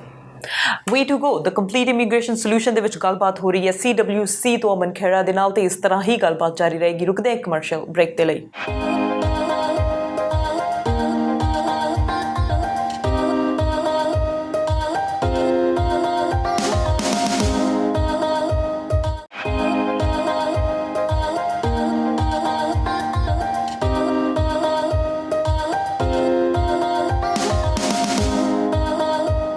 Welcome back after a short break. You are watching Way to Go, the complete immigration solution ਤੇ ਗੱਲਬਾਤ ਹੋ ਰਹੀ ਹੈ CWC ਇਮੀਗ੍ਰੇਸ਼ਨ ਤੋਂ ਅਮਨ ਖੇੜਾ ਦੇ ਨਾਲ। ਸੋ ਮਿਸਟਰ ਖੇੜਾ, ਜਿੱਦਾਂ ਅਸੀਂ ਵਿਜ਼ਿਟਡ ਦੀ ਨਵੀਂ ਅਪਡੇਟ ਦੇ ਬਾਰੇ ਗੱਲ ਕੀਤੀ ਹੈ ਬ੍ਰੇਕ ਤੋਂ ਪਹਿਲਾਂ, ਪਰ ਹੁਣ ਸਟੂਡੈਂਟਸ ਨੂੰ ਲੈ ਕੇ ਹਰ ਕਿਸੇ ਨੂੰ ਲੱਗਦਾ ਕਿ ਕੀ ਨਵੀਂ ਅਪਡੇਟ ਆਊਗੀ, ਕਿਉਂਕਿ ਜਿਵੇਂ ਪਹਿਲਾਂ ਵੀ ਗੱਲ ਕੀਤੀ ਹੈ, ਹਰ ਦਿਨ ਨਵੀਂ ਅਪਡੇਟ ਆਉਂਦੀ ਹੈਗੀ ਹੈ। ਹੁਣ ਸਟੂਡੈਂਟਸ ਜਿਹੜੇ ਬੈਕ ਹੋਮ ਪੜ੍ਹ ਰਹੇ ਹੈਗੇ ਨੇ, ਉਹਨਾਂ ਬਾਰੇ ਅਪਡੇਟ ਆਈ ਹੈ ਕਿ ਉਹ 1 ਸਾਲ ਦੀ ਸਟੱਡੀ, ਕਿਉਂਕਿ ਹੁਣ ਜੇ ਅਸੀਂ ਦੇਖੀਏ ਪੈਂਡੈਮਿਕ ਸ਼ੁਰੂ ਹੋਇਆ ਹੈ ਮਾਰਚ ਤੋਂ ਲੈ ਕੇ, ਤੇ ਉਦੋਂ ਤੋਂ ਜਿਨ੍ਹਾਂ ਦੇ ਵੀਜ਼ੇ 18 ਤੋਂ ਬਾਅਦ ਲੱਗੇ ਹੈਗੇ ਆ, ਮੈਂ ਡੇਟ ਨਹੀਂ ਮੈਨੂੰ ਪਤਾ ਐਗਜ਼ੈਕਟ, ਪਰ ਉਦੋਂ ਤੋਂ ਬਾਅਦ ਜਿਨ੍ਹਾਂ ਦੇ ਪਹਿਲਾਂ ਵੀਜ਼ੇ ਲੱਗੇ ਆ ਉਹ ਉੱਥੇ ਬੈਠ ਕੇ ਪੜ੍ਹ ਰਹੇ ਹੈਗੇ ਨੇ। ਉਹਨਾਂ ਦੇ ਜੇ ਅਪ੍ਰੈਲ ਦੇ ਵਿੱਚ ਵੀ ਸੈਸ਼ਨ ਸਟਾਰਟ ਹੋਇਆ, ਅਪਰੋਕਸੀਮੇਟਲੀ ਅਪ੍ਰੈਲ ਦੇ ਵਿੱਚ ਉਹਨਾਂ ਦਾ 1 ਸਾਲ ਦਾ ਜਿਹੜਾ ਹੈਗਾ ਉਹ ਖਤਮ ਹੋ ਜਾਣਾ ਹੈ ਸਾਲ, ਤੇ ਉਸ ਤੋਂ ਬਾਅਦ ਉਹਨਾਂ ਦਾ ਕੀ ਬਣੇਗਾ। ਉਹਨਾਂ ਨੇ ਡਿਸੀਜ਼ਨ ਹੁਣ ਬਣਾਇਆ ਹੈ ਕਿ ਇੱਕ ਉਹ ਆ ਕੇ ਵਰਕ ਪਰਮਿਟ ਲੈ ਸਕਦੇ ਆ। ਹੁਣ ਇਹਦੇ ਬਾਰੇ ਨੁਕਸਾਨ ਤੇ ਫਾਇਦਾ ਕਿਹਨੂੰ ਹੋ ਸਕਦਾ? ਜੀ ਬਿਲਕੁਲ, ਦੇਖੋ ਜਿਹੜੀ ਪਾਲਿਸੀ ਤਾਂ ਇਹ ਹੈਗਾ, ਜਿਵੇਂ ਉਹਨਾਂ ਨੇ ਜਿਵੇਂ ਰੂਲ ਪੁਰਾਣੇ ਸਮੇਂ ਦੇ ਵਿੱਚ ਇਹ ਰੱਖਿਆ ਸੀ, ਜਿਹੜੀ ਪੁਰਾਣੀ ਇੰਸਟਰਕਸ਼ਨ ਸੀ ਉਹਦੇ ਵਿੱਚ ਸੀਗਾ ਵੀ ਸਟੂਡੈਂਟ ਜਿਹੜਾ ਹੈਗਾ ਕੈਨੇਡਾ 'ਚ ਜੇ ਉਹ 50% ਐਟਲੀਸਟ ਉਹਨੂੰ ਆਪਣੀ ਪੜ੍ਹਾਈ ਖਤਮ ਕਰਨੀ ਪਊਗੀ, ਫਿਰ ਹੀ ਉਹ ਪੋਸਟ ਗ੍ਰੈਜੂਏਟ ਵਰਕ ਪਰਮਿਟ ਦੇ ਜਿਹੜੇ ਪੂਰਾ ਟਾਈਮ ਹੈ ਉਹਨੂੰ ਯੂਜ਼ ਕਰ ਸਕਦਾ ਹੈ, ਅਦਰਵਾਈਜ਼ ਉਹ ਟਾਈਮ ਦੀ ਜਿਹੜੀ ਡਿਡਕਸ਼ਨ ਹੋਏਗੀ। ਨਾਓ ਜਿਹੜੇ ਹੁਣ ਕਾਫੀ ਕੋਰਸਿਸ ਨੇ ਜਿਹੜੀ ਪੋਸਟ ਗ੍ਰੈਜੂਏਟ ਵਰਕ ਪਰਮਿਟ ਦੀ ਐਲੀਜੀਬਿਲਿਟੀ ਹੈ, ਉਹਦੀ minimum condition is 8 months. So 8 months ਤੋਂ ਅਬਵ ਕੋਈ ਵੀ ਪ੍ਰੋਗਰਾਮ ਹੈ ਤੁਸੀਂ ਐਲੀਜੀਬਲ ਹੋ ਜਾਂਦੇ ਹੋ। Now post graduate work permit apply ਕਰਨ ਲਈ ਵੀ ਜਿਹੜੀ ਐਲੀਜੀਬਿਲਿਟੀ ਪਹਿਲਾਂ 90 ਡੇਜ਼ ਸੀ, ਹੁਣ ਉਹਨੂੰ 6 ਮੰਥਸ ਕੀਤਾ ਹੋਇਆ, ਉਹ ਪੁਰਾਣੇ ਸਮੇਂ ਦੇ ਵਿੱਚ ਕੀਤਾ ਹੋਇਆ। ਨਾਓ ਕੋਵਿਡ ਦੇ ਕਰਕੇ ਜਿਵੇਂ ਆਪਾਂ ਮਈ ਸੈਸ਼ਨ ਸੀਗਾ ਜਾਂ ਸੈਪਟੰਬਰ ਸੈਸ਼ਨ ਹੈ, ਉਹ ਇੰਡੀਵਿਜੂਅਲ ਜੇ ਕੈਨੇਡਾ ਦੇ ਵਿੱਚ ਦਾਖਲ ਹੋਣਗੇ ਤਾਂ ਉਹਨਾਂ ਨੂੰ ਇਹ ਜਿਹੜੀ 50% ਵਾਲੀ ਕੰਡੀਸ਼ਨ ਹੈ ਫੁਲਫਿਲ ਨਹੀਂ ਹੋਣੀ ਸੀ। This was a major, I think last talk show 'ਚ ਵੀ ਆਪਾਂ ਡਿਸਕਸ ਕੀਤਾ ਸੀ ਵੀ ਇਹ ਕਾਫੀ ਉਹਨਾਂ ਸਟੂਡੈਂਟਸ ਨੂੰ ਇੰਪੈਕਟ ਕਰੇਗਾ ਜਿਹੜੇ ਸਟੂਡੈਂਟਸ ਸ਼ਾਰਟ ਪ੍ਰੋਗਰਾਮਸ ਲਈ ਕੈਨੇਡਾ ਆ ਰਹੇ ਨੇ। ਨਾਓ ਮਾਰਚ 18 ਤੋਂ ਪਹਿਲਾਂ ਜਿਹੜੇ ਸਟੂਡੈਂਟਸ ਨੂੰ ਸਟੂਡੈਂਟ ਵੀਜ਼ਾ ਇਸ਼ੂ ਹੋਇਆ ਸੀ, ਸਰਕਾਰ ਨੇ ਕਿਹਾ ਸੀ ਵੀ ਉਹ ਕੈਨੇਡਾ ਦੇ ਵਿੱਚ ਆ ਸਕਦੇ ਨੇ, ਬਟ ਉਹਦੇ ਵਿੱਚ ਇਹ ਵੀ ਕੰਡੀਸ਼ਨ ਹੈ ਵੀ ਉਹੀ ਸਟੂਡੈਂਟ ਆ ਸਕਦੇ ਨੇ ਜੇ ਉਹਨਾਂ ਦੀ ਜਿਹੜੀ ਪੜ੍ਹਾਈ ਹੈ ਇੱਥੇ ਫਿਜ਼ੀਕਲ ਰਿਕੁਆਇਰਮੈਂਟ ਇਜ਼ ਮੈਂਡੇਟਰੀ ਔਰ ਪਲੱਸ ਇਨ ਪਰਸਨ ਕਲਾਸਿਸ ਲੱਗ ਰਹੀਆਂ ਨੇ। ਜੇ ਇਨ ਪਰਸਨ ਕਲਾਸਿਸ ਨਹੀਂ ਲੱਗ ਰਹੀਆਂ ਤਾਂ ਇਹ ਵੀ ਨਿਊਜ਼ ਦੇ ਵਿੱਚ ਸੁਣਨ ਨੂੰ ਮਿਲਿਆ ਹੋਊਗਾ ਤੁਹਾਨੂੰ ਵੀ ਕਾਫੀ ਸਟੂਡੈਂਟਸ ਨੂੰ ਬਾਰਡਰ ਤੋਂ ਵਾਪਸ ਕੀਤਾ ਜਾ ਰਿਹਾ, ਬਿਕੋਜ਼ ਸਿੱਧਾ ਕੁਐਸਚਨ ਆਫਿਸਰ ਗੱਲ ਕਰਦਾ ਵੀ ਜੇ ਤੁਹਾਡੀ ਪ੍ਰੋਗਰਾਮ ਹੀ ਆਨਲਾਈਨ ਪੜ੍ਹਾਇਆ ਜਾ ਰਿਹਾ ਤਾਂ ਤੁਹਾਡੀ ਫਿਰ ਇਨ ਕੈਨੇਡਾ ਜਿਹੜੀ ਇਨ ਪਰਸਨ ਪ੍ਰੈਜ਼ੈਂਸ ਹੈ ਉਹ ਕਿਉਂ ਜ਼ਰੂਰੀ ਹੈ, ਔਰ ਉਹ ਕੋਈ ਸੈਟਿਸਫੈਕਟਰੀ ਕੋਈ ਆਨਸਰ ਨਹੀਂ ਹੁੰਦਾ ਇੰਡੀਵਿਜੂਅਲ ਕੋਰ, ਤਾਂ ਉਹਨਾਂ ਨੂੰ ਵਾਪਸ ਭੇਜ ਦਿੱਤਾ ਜਾਂਦਾ। ਸੋ ਨਾਓ ਜਿਹੜਾ ਰੀਸੈਂਟ ਚੇਂਜ ਆ ਉਹਦੇ ਵਿੱਚ ਇਹੀ ਕੀਤਾ ਗਿਆ, ਜਿਹੜੇ ਸ਼ਾਰਟ ਪ੍ਰੋਗਰਾਮਸ ਲਈ ਕੈਨੇਡਾ ਦੇ ਵਿੱਚ ਅਪਲਾਈ ਕੀਤਾ ਹੋਇਆ ਔਰ ਉਹ ਆਪਣੀ ਐਪਲੀਕੇਸ਼ਨ ਉਹ ਪੜ੍ਹਾਈ ਆਪਣੀ ਜਿਹੜੀ ਉਹ ਜਾਰੀ ਕਰ ਸਕਦੇ ਨੇ ਅਪ ਟਿਲ ਨੈਕਸਟ ਈਅਰ ਜਿਹੜਾ April 2020, ਔਰ ਉਹਨਾਂ ਦੇ ਜਿਹੜੀ ਆਨਲਾਈਨ ਪੂਰਾ 100% ਕੋਰਸ ਹੈ ਉਹਨੂੰ ਇਕੁਏਟ ਕੀਤਾ ਜਾਏਗਾ ਪੋਸਟ ਗ੍ਰੈਜੂਏਟ ਵਰਕ ਪਰਮਿਟ ਦੀ ਐਲੀਜੀਬਿਲਿਟੀ ਦੇ ਨਾਲ। ਸੋ ਜੇ 8 ਮੰਥਸ ਦਾ ਉਹਨਾਂ ਨੇ ਪ੍ਰੋਗਰਾਮ ਕੀਤਾ ਜਾਂ 1 ਸਾਲ ਦਾ ਪ੍ਰੋਗਰਾਮ ਕੀਤਾ ਤਾਂ ਉਹ ਐਲੀਜੀਬਲ ਹੋਣਗੇ for 1 year of post graduate work permit.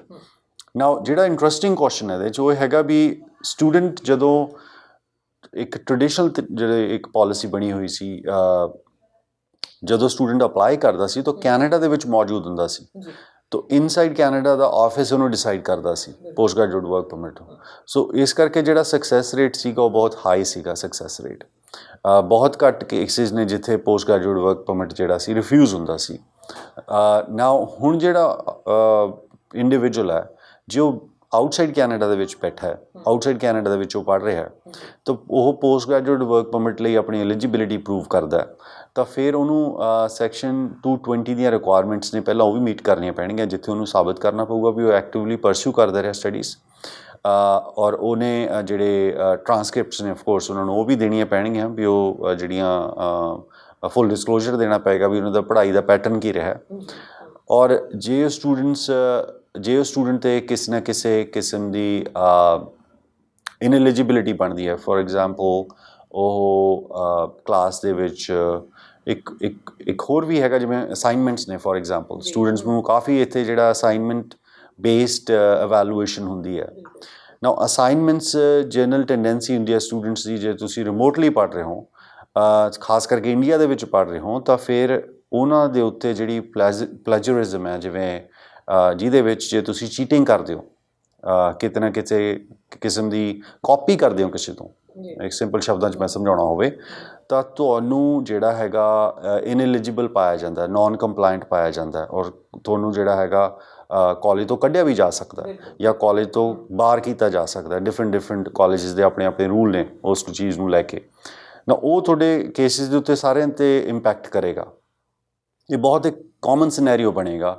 ਜਿਹੜੇ ਸਟੂਡੈਂਟਸ ਇੰਡੀਆ ਦੇ ਵਿੱਚ ਪੜ੍ਹਨਗੇ ਔਨਲਾਈਨ, ਤਾਂ ਉਹ ਹੋ ਸਕਦਾ ਔਨਲਾਈਨ ਜਾ ਕੇ ਉਸ ਪ੍ਰੋਗਰਾਮ ਨੂੰ ਕਾਪੀ ਕਰਨ ਦੀ ਕੋਸ਼ਿਸ਼ ਕਰਨ ਜਾਂ ਅਸਾਈਨਮੈਂਟ ਨੂੰ ਕਾਪੀ ਕਰਨ ਦੀ ਕੋਸ਼ਿਸ਼ ਕਰਨ, ਤਾਂ ਇੱਥੋਂ ਦੇ ਜਿਹੜੇ ਸੌਫਟਵੇਅਰਸ ਨੂੰ ਡਿਟੈਕਟ ਕਰ ਲੈਣਗੇ ਵੀ ਕਿਤੇ ਨਾ ਕਿਤੇ ਕਾਪੀ ਕੀਤਾ ਗਿਆ, ਤਾਂ ਫਿਰ ਉਹਦਾ ਸਵੀਅਰ ਪਨਿਸ਼ਮੈਂਟਸ ਵੀ ਹੋਣਗੀਆਂ। ਹੁਣ ਸਟੂਡੈਂਟ ਜਿਹੜਾ ਹੈਗਾ ਅਪੀਲ ਦਲੀਲ ਇੱਥੇ ਤਾਂ ਉਹ ਕਾਲਜ ਦੇ ਅੱਗੇ ਰੱਖ ਸਕਦਾ ਸੀ, ਹੁਣ ਉਹ ਜਿਹੜੀ ਅਪੀਲ ਦਲੀਲ ਹੈ ਸਟੂਡੈਂਟ ਇੰਡੀਆ ਦੇ ਵਿੱਚ ਰੱਖੇਗਾ, ਔਰ ਜੇ ਉਹ ਸਟੂਡੈਂਟ ਨਾਨ ਕੰਪਲਾਇੰਟ ਪਾਇਆ ਜਾਂਦਾ ਤਾਂ ਪੋਸਟ ਗ੍ਰੈਜੂਏਟ ਵਰਕ ਪਰਮਿਟ ਲਈ ਐਲੀਜੀਬਲ ਨਹੀਂ ਹੋਏਗਾ। ਸੈਕਿੰਡ ਬਿਗੇਸਟ ਪ੍ਰੋਬਲਮ ਕੀ ਆਏਗੀ, ਜੇ ਸਟੂਡੈਂਟ ਐਲੀਜੀਬਲ ਵੀ ਹੋ ਜਾਂਦਾ, ਉਹ ਚੰਗੇ ਮਾਰਕਸ ਲੈ ਕੇ ਪਾਸ ਹੁੰਦਾ, ਨਾ ਉਹ ਜਿਹੜਾ ਉਹਦਾ ਪੋਸਟ ਗ੍ਰੈਜੂਏਟ ਵਰਕ ਪਰਮਿਟ ਹੈ ਉਹ ਐਪਲੀਕੇਸ਼ਨ ਤਾਂ ਇੰਡੀਆ ਦੇ ਵਿੱਚ ਹੀ ਫਾਈਲ ਕਰ ਰਿਹਾ ਹੈ। ਐਪਲੀਕੇਸ਼ਨ ਦੇਰ ਆਰ ਟੂ ਕੰਡੀਸ਼ਨਸ, ਇੱਕ ਹੁੰਦੀ ਹੈ ਤੁਸੀਂ ਆਪਣੀ ਐਲੀਜੀਬਿਲਿਟੀ ਪ੍ਰੂਵ ਕਰਦੇ ਹੋ ਬਿਲਕੁਲ ਕਿਸੇ ਪ੍ਰੋਗਰਾਮ ਦੇ ਵਿੱਚ ਐਪਲੀਕੇਸ਼ਨ ਦਾਇਰ ਕਰਨ ਦੇ ਲਈ। ਸੈਕਿੰਡ ਜਿਹੜੀ ਅਸੈਸਮੈਂਟ ਹੈ ਉਹ ਮੈਨੂਅਲਸ ਦੇ ਦੁਆਰਾ ਆਫਿਸਰ ਉਹਨੂੰ ਅਸੈਸ ਕਰਦਾ। ਨਾ ਉਹਨਾਂ ਵੀਜ਼ਾ ਪੋਸਟ ਦੇ ਉੱਤੇ ਆਫਿਸਰਸ ਦੀ ਜਿਹੜੀਆਂ ਡਿਸੀਜਨਸ ਨੇ ਉਹ ਕਾਫੀ ਸਟ੍ਰਿੰਜੈਂਟ ਅਤੇ ਸਟ੍ਰਿਕਟ ਹੁੰਦੇ ਨੇ, ਸਪੈਸ਼ਲੀ ਜਿਹੜੀਆਂ ਆਊਟਸਾਈਡ ਕੈਨੇਡਾ ਦੇ ਵਿੱਚ ਨੇ, ਕਿਉਂਕਿ ਉੱਥੇ ਬਹੁਤ large number of application file ਹੁੰਦੀਆਂ ਨੇ, ਤਾਂ ਆਫਿਸਰਸ ਦੇ ਜਿਹੜੇ ਡਿਸੀਜਨ ਉਹ ਕਾਫੀ ਸਟ੍ਰਿਕਟ ਜਾਂ ਸਟ੍ਰਿੰਜੈਂਟ ਹੁੰਦੇ ਨੇ, ਇਨ ਅ ਸੈਂਸ ਵੀ ਤੁਹਾਡੇ ਫੇਵਰ ਦੇ ਵਿੱਚ ਉਹ ਨਹੀਂ ਜਾਂਦੇ। ਨਾ ਉਹ ਜਿਹੜਾ ਪੋਸਟ ਗ੍ਰੈਜੂਏਟ ਵਰਕ ਪਰਮਿਟ ਲਈ ਤੁਸੀਂ ਐਪਲੀਕੇਸ਼ਨ ਦਾਇਰ ਕਰੋਗੇ ਉਹ ਤੁਹਾਡਾ ਕੋਈ ਰਾਈਟ ਨਹੀਂ ਹੈ, ਤੁਸੀਂ ਸਿਰਫ ਐਲੀਜੀਬਿਲਿਟੀ ਸਾਬਤ ਕਰਤੀ ਵੀ ਮੈਂ ਪੜ੍ਹਦਾ ਰਿਹਾ ਅਤੇ ਮੇਰੀਆਂ ਟਰਾਂਸਕ੍ਰਿਪਟਸ ਨੇ ਅਤੇ ਮੈਨੂੰ ਪੋਸਟ ਗ੍ਰੈਜੂਏਟ ਵਰਕ ਪਰਮਿਟ ਦਿਓ। ਆਫਿਸਰ ਨੇ ਇਸ ਤੋਂ ਅਬਵ ਐਂਡ ਬਿਯੋਂਡ ਇਹ ਵੀ ਦੇਖਣਾ ਵੀ ਮੈਂ ਇਸ ਇੰਡੀਵਿਜੂਅਲ ਨੂੰ ਐਕਸੈਸ ਦੇ ਰਿਹਾ ਹੁਣ ਕੈਨੇਡਾ ਦੇ ਵਿੱਚ, ਇਹ ਐਕਸੈਸ ਦੇਣ ਦੇ ਨਾਲ ਕੀ ਇਹ ਇੰਡੀਵਿਜੂਅਲ ਕੈਨੇਡਾ ਛੱਡ ਕੇ ਵਾਪਸ ਆ ਜਾਏਗਾ ਆਫਟਰ 8 ਮੰਥਸ ਜਾਂ 1 ਈਅਰ। ਸੋ ਜੇ ਉਹਨੂੰ ਲੱਗਦਾ ਵੀ ਇਹ ਲੱਗਦਾ ਵਾਪਸ ਨਹੀਂ ਆਏਗਾ ਤਾਂ ਬਿਲਕੁਲ ਉਹ ਇਹਨਾਂ ਨੂੰ ਰਿਫਿਊਜ਼ ਵੀ ਕਰ ਸਕਦਾ ਵੀ ਤੁਸੀਂ ਜਾ ਕੇ ਵਾਪਸ ਨਹੀਂ ਆਉਣਾ। ਸੋ ਜਿਹੜਾ ਸਟੂਡੈਂਟਸ ਦੀ ਪ੍ਰੋਬਲਮ ਹੈ ਉਹ ਇਕੱਲੀ ਇਹ ਨਹੀਂ ਹੈਗਾ ਵੀ ਉਹਨਾਂ ਨੇ ਪੜ੍ਹਾਈ ਖਤਮ ਕਰ ਲਈ ਅਤੇ ਉਹਨਾਂ ਨੂੰ ਇਮੀਗ੍ਰੇਸ਼ਨ ਦਾ ਜਿਹੜਾ ਪਾਥਵੇ ਆ ਉਹ ਇੱਕ ਪ੍ਰੋਬਲਮ ਹੈ। ਉਹਨਾਂ ਦੀ ਸਭ ਤੋਂ ਬੜੀ ਪ੍ਰੋਬਲਮ ਹੋਏਗੀ ਪੋਸਟ ਗ੍ਰੈਜੂਏਟ ਵਰਕ ਪਰਮਿਟ ਵੀ ਲੈਣਾ, ਕਿਉਂਕਿ ਬਹੁਤ ਇਹੋ ਜਿਹੇ ਕੇਸਿਸ ਰਿਫਿਊਜ਼ ਹੋਣਗੇ ਇੰਡੀਆ ਦੇ ਵਿੱਚ ਬੈਠੇ ਜਿਹੜੇ ਔਨਲਾਈਨ ਆਪਣੀ ਪੜ੍ਹਾਈ ਪੂਰੀ ਕਰ ਲੈਣਗੇ, ਉਹਨਾਂ ਨੂੰ ਕਾਲਜ ਡਿਗਰੀਜ਼ ਵੀ ਦੇ ਦੇਗਾ ਔਰ ਉਹ ਕੈਨੇਡਾ ਹੋ ਸਕਦਾ ਸਾਰੀ ਲਾਈਫ ਐਂਟਰ ਵੀ ਨਾ ਕਰ ਪਾਉਣ। ਇਹ ਸਿਨੈਰੀਓ ਵੀ ਆ ਸਕਦਾ, ਬਿਲਕੁਲ ਆਏਗਾ। ਸੋ ਜਦੋਂ ਜਿਨ੍ਹਾਂ ਦਾ ਹੁਣ ਵਰਕ ਪਰਮਿਟ ਜਿਨ੍ਹਾਂ ਦੀ ਪੜ੍ਹਾਈ ਖਤਮ ਹੋ ਜਾਣੀ ਹੈ, ਕਿਉਂਕਿ ਮੈਨੂੰ ਲੱਗਦਾ ਨਹੀਂ ਕਿ ਬਾਰਡਰ ਰੈਸਟ੍ਰਿਕਸ਼ਨਸ ਹੈਗੀਆਂ ਨੇ ਜਿਹੜੀਆਂ ਨੈਕਸਟ ਈਅਰ ਤੱਕ ਲਿਫਟ ਹੋਣ ਵਾਲੀਆਂ ਹੈਗੀਆਂ ਨੇ, ਸੋ ਉਦੋਂ ਤੱਕ ਜੇ ਪੋਸਟ ਗ੍ਰੈਜੂਏਸ਼ਨ ਵਰਕ ਪਰਮਿਟ ਉਹਨਾਂ ਨੂੰ ਮਿਲ ਵੀ ਜਾਂਦਾ ਹੈ, ਉਹ ਇੱਥੇ ਆ ਵੀ ਜਾਂਦੇ ਨੇ, ਅਤੇ ਇੱਥੇ ਤੁਸੀਂ ਕਿਹਾ ਕਿ ਇਹ ਵੀ ਹੋ ਸਕਦਾ ਕਿ ਇੱਥੋਂ ਵੀ ਵਾਪਸ ਭੇਜ ਦਿੱਤਾ ਜਾ ਸਕਦਾ ਹੈ ਕਿ ਜੇ ਤੁਹਾਡਾ ਇਹ ਟਾਈਮ ਪੂਰਾ ਹੋ ਗਿਆ, 1 ਸਾਲ ਤੁਸੀਂ ਕੰਮ ਕਰ ਲਿਆ, ਹੁਣ ਤੁਸੀਂ ਵਾਪਸ ਚਲੇ ਜਾਓ, ਕਿ ਇੱਥੇ ਆ ਕੇ ਅਤੇ ਉਸ ਤੋਂ ਬਾਅਦ ਉਹ ਆਪਣੀ ਇਮੀਗ੍ਰੇਸ਼ਨ ਜਾਂ ਪਰਮਾਨੈਂਟ ਅਪਲਾਈ ਕਰ ਸਕਦਾ। ਜੀ ਬਿਲਕੁਲ, ਜਿਹੜਾ ਇਮੀਗ੍ਰੇਸ਼ਨ ਦਾ ਪੈਥਵੇ ਹੈ, ਜੇ ਤੁਸੀਂ ਇਮੀਗ੍ਰੇਸ਼ਨ ਪੈਥਵੇ ਨਹੀਂ ਫੋਲੋ ਕੀਤਾ ਜਾਂ ਤੁਹਾਡੇ ਕੋਲ ਕੋਈ ਇੰਪਲੋਇਰ ਨਹੀਂ ਹੈਗਾ ਤੁਹਾਡੀ ਇੰਪਲੋਇਮੈਂਟ ਸਪੋਰਟ ਕਰਨ ਦੇ ਲਈ, ਤਾਂ ਬਿਲਕੁਲ ਤੁਸੀਂ ਆਊਟ ਆਫ ਸਟੇਟਸ ਹੋ ਜਾਓਗੇ, ਤਾਂ ਤੁਹਾਨੂੰ ਕੈਨੇਡਾ ਤੋਂ ਵਾਪਸ ਜਾਣ ਲਈ ਕਿਹਾ ਜਾਏਗਾ। ਸੋ ਜਿਹੜਾ ਡਿਫਿਕਲਟੀ ਇਹ ਨਹੀਂ ਹੋਏਗੀ ਵੀ ਜੇ ਕੋਈ ਪੋਸਟ ਗ੍ਰੈਜੂਏਟ ਵਰਕ ਪਰਮਿਟ 'ਤੇ ਆਲਰੇਡੀ ਕੈਨੇਡਾ ਆ ਗਿਆ, ਜਿਹੜਾ ਪੋਸਟ ਗ੍ਰੈਜੂਏਟ ਵਰਕ ਪਰਮਿਟ 'ਤੇ ਕੈਨੇਡਾ ਆ ਗਿਆ ਉਹ ਹੋਏਗਾ one of the Lucky ones. ਪਰ ਉਹ ਇੰਡੀਵਿਜੂਅਲਸ ਬਿਲਕੁਲ ਨੂੰ ਇੰਪੈਕਟ ਹੋਏਗਾ ਜਿਨ੍ਹਾਂ ਨੇ ਬਹੁਤ ਮਹਿੰਗੀ ਪੜ੍ਹਾਈ ਪੜ੍ਹੀ ਕੈਨੇਡਾ ਦੀ, ਫੀਸਿਸ ਵੀ ਪੂਰੀਆਂ ਦਿੱਤੀਆਂ, ਸਰਕਾਰ ਜਿਹੜੀ ਮਾफ़ ਕਰਨਾ ਕਾਲਜਿਸ ਫੀਸ ਪੂਰੀ ਲੈ ਰਹੇ ਨੇ ਸਟੂਡੈਂਟਸ ਤੋਂ ਔਨਲਾਈਨ ਪੜ੍ਹਾਈ ਦੀ। ਇਨ ਪਰਸਨ ਉਹਨਾਂ ਨੂੰ ਪੜ੍ਹਨ ਦਾ ਮੌਕਾ ਨਹੀਂ ਮਿਲ ਰਿਹਾ, ਔਨਲਾਈਨ ਉਹ ਪੜ੍ਹਾਈ ਪੜ੍ਹੀ ਜਾ ਰਹੀ ਹੈ, ਔਨਲਾਈਨ ਹੀ ਐਗਜ਼ਾਮੀਨੇਸ਼ਨ ਹੋ ਰਿਹਾ, ਔਨਲਾਈਨ ਹੀ ਸਾਰਾ ਕੁਛ ਉਹਨਾਂ ਦਾ ਹੋ ਰਿਹਾ। ਤਾਂ ਉਹ ਇੰਡੀਵਿਜੂਅਲਸ ਜਦੋਂ ਰਿਫਿਊਜ਼ ਹੋਣਗੇ ਤਾਂ ਉਹਨਾਂ ਨੂੰ ਕੈਨੇਡੀਅਨ ਡਿਗਰੀ ਜਾਂ ਕੈਨੇਡੀਅਨ ਮਾਫ਼ ਕਰਨਾ ਸਰਟੀਫਿਕੇਟ ਜਾਂ ਡਿਪਲੋਮਾ ਕੋਈ ਮਿਲੇਗਾ ਹਿੰਦੁਸਤਾਨ ਦੇ ਵਿੱਚ ਬਹਿ ਕੇ। ਉਹ ਡਿਪਲੋਮੇ ਤੋਂ ਕੀ ਕਰਨਗੇ ਗੋਡ ਨੋਜ਼, ਸੋ ਜਿਹੜਾ ਸਾਰਾ ਕਨਸੈਪਟ ਹੈ ਇਹ ਕਨਸੈਪਟ ਇਹ ਹੈਗਾ ਜਿਹੜੀ ਇੰਡਸਟਰੀ ਐਜੂਕੇਸ਼ਨ ਇੰਡਸਟਰੀ ਇੰਨੀ ਬੜੀ ਬਣ ਗਈ ਹੈ। ਸਰਕਾਰ ਦੇ ਖੁਦ ਦੇ ਸਟੈਟਸ ਹੈ ਵੀ 21 ਬਿਲੀਅਨ ਦਾ ਜਿਹੜਾ ਹੈਗਾ ਸਾਨੂੰ ਡਾਇਰੈਕਟ ਬੈਨੀਫਿਟ ਆਇਆ ਫਰੋਮ ਦ ਸਟੂਡੈਂਟਸ ਵਿਚ ਇਜ਼ ਮੋਰ ਦੈਨ ਮੈਂ ਕਹੂੰਗਾ ਲੰਬਰ ਇੰਡਸਟਰੀ ਵਿਚ is little less than car industry. So ਐਡੀ ਬੜੀ ਇੰਡਸਟਰੀ ਬਣ ਚੁੱਕੀ ਹੈ ਔਰ ਖਾਸ ਕਰਕੇ ਜਿਹੜੇ ਹੁਣ ਆਨਲਾਈਨ ਸਰਕਾਰ ਨੇ ਜਿਹੜਾ ਪ੍ਰੋਸੈਸ ਸਟਾਰਟ ਕੀਤਾ ਵੀ ਤੁਸੀਂ 2 ਸਟੇਜ ਐਪਲੀਕੇਸ਼ਨ ਫਾਈਲ ਕਰ ਦਿਓ ਤਾਂ ਬਹੁਤ ਸਾਰੇ ਸਟੂਡੈਂਟਸ ਦਾ ਸਟੇਜ 1 ਜਿਹੜੀ ਹੈ ਐਕਸੈਪਟੈਂਸਿਸ ਲੈ ਲੈਣਗੇ। ਸੋ ਉਹਨਾਂ ਨੂੰ ਅਪਰੂਵਲ ਇਨ ਪ੍ਰਿੰਸੀਪਲ ਮਿਲ ਜਾਏਗਾ ਅਤੇ ਉਹਨਾਂ ਨੇ ਬੜੇ ਐਕਸਾਈਟਮੈਂਟ 'ਚ ਆਪਣੀ ਐਜੂਕੇਸ਼ਨ ਵੀ ਸਟਾਰਟ ਕਰ ਦੇਣੀ ਹੈ। ਸੋ ਬਹੁਤ ਇਹੋ ਜਿਹੀ percentage high percentage of students ਹੋਣਗੇ ਜਿਹੜੇ ਕਾਲਜਿਸ ਦੇ ਬੈਂਚਮਾਰਕ ਪੂਰੇ ਨਾ ਕਰ ਪਾਉਣ, ਉਹ ਨਿਕਲ ਜਾਣਗੇ ਪਰ ਕਾਲਜ ਨੂੰ ਫੀਸ ਜ਼ਰੂਰ ਮਿਲ ਜਾਏਗੀ। ਸੋ ਜਿਹੜੀ ਐਕਸਪੈਕਟੇਸ਼ਨ ਹੈ ਕਿਉਂਕਿ ਇਹ 21 ਬਿਲੀਅਨ ਉਹ ਬੰਦੇ ਨੇ ਜਿਨ੍ਹਾਂ ਨੂੰ ਵੀਜ਼ਾਜ਼ ਮਿਲੇ ਹੋਏ ਨੇ ਅਤੇ ਪੜ੍ਹ ਰਹੇ ਸੀ ਕੈਨੇਡਾ। ਹੁਣ ਤੁਸੀਂ ਇਮੈਜਿਨ ਕਰੋ ਇਹ ਉਹ ਇੰਡੀਵਿਜੂਅਲਸ ਹੋਣਗੇ ਜਿਨ੍ਹਾਂ ਨੂੰ ਕੋਈ ਵੀਜ਼ਾ ਨਹੀਂ ਮਿਲਿਆ ਹੋਇਆ, ਸਿਰਫ ਉਹ ਇੱਕ ਅਪਰੂਵਲ ਇਨ ਪ੍ਰਿੰਸੀਪਲ ਦੇਤੀ ਹੈ ਸਰਕਾਰ ਨੇ ਔਰ ਉਹ n ਨੰਬਰ ਆਫ ਇੰਡੀਵਿਜੂਅਲ ਨੂੰ ਦੇ ਸਕਦਾ ਹੈ। ਤੋ ਇਹ ਫਿਰ 21 ਬਿਲੀਅਨ ਨਹੀਂ ਹੋਏਗਾ, ਹੋ ਸਕਦਾ ਮੱਚ ਮੋਰ ਜ਼ਿਆਦਾ ਨੰਬਰ ਹੋਏਗਾ ਨੈਕਸਟ ਈਅਰ ਜਿਹੜਾ ਸਰਕਾਰ ਦੇ ਸਟੈਟਸ ਹੋਣਗੇ ਜਿਹੜੇ ਯੂਨੀਵਰਸਿਟੀ ਅਤੇ ਕਾਲਜਿਸ ਨੇ ਕਲੈਕਟ ਕਰ ਲੈਣਾ। ਬਹੁਤ ਸਾਰੇ ਸਟੂਡੈਂਟ ਹੈਗੇ ਆ ਜਿਹੜੇ ਆਨਲਾਈਨ ਕਲਾਸਿਸ ਇੰਡੀਆ ਦੇ ਵਿੱਚ ਲਗਾ ਰਹੇ ਨੇ। ਅਸੀਂ ਹੁਣ ਨਿਊਜ਼ ਪਿੱਛੇ ਜੇ ਸੁਣੀਆਂ ਹੈਗੀਆਂ ਨੇ ਕਿ ਟੋਰਾਂਟੋ ਅਤੇ ਵੈਨਕੂਵਰ ਦੇ ਏਅਰਪੋਰਟ ਦੇ ਉੱਤੇ ਬਹੁਤ ਸਾਰੇ ਸਟੂਡੈਂਟ ਆਏ ਵੀ ਹੈਗੇ ਨੇ ਪਰ ਇਹਨਾਂ ਨੂੰ ਇੱਥੋਂ ਹੀ ਮੋੜ ਦਿੱਤਾ ਗਿਆ। ਹੁਣ ਦੇਖੋ ਇੱਕ ਤਾਂ ਪੇਰੈਂਟਸ ਉੱਥੇ ਫੀਸਾਂ ਵੀ ਭਰ ਰਹੇ ਹੈਗੇ ਨੇ, ਫਿਰ ਟਿਕਟ ਲਾ ਕੇ ਇੱਥੇ ਵੀ ਆ ਰਹੇ ਨੇ ਅਤੇ ਇੱਥੇ ਆ ਕੇ ਉਹਨਾਂ ਨੂੰ ਕੈਨੇਡਾ 'ਚ ਐਂਟਰ ਵੀ ਨਹੀਂ ਹੋਣ ਦਿੱਤਾ ਜਾ ਰਿਹਾ।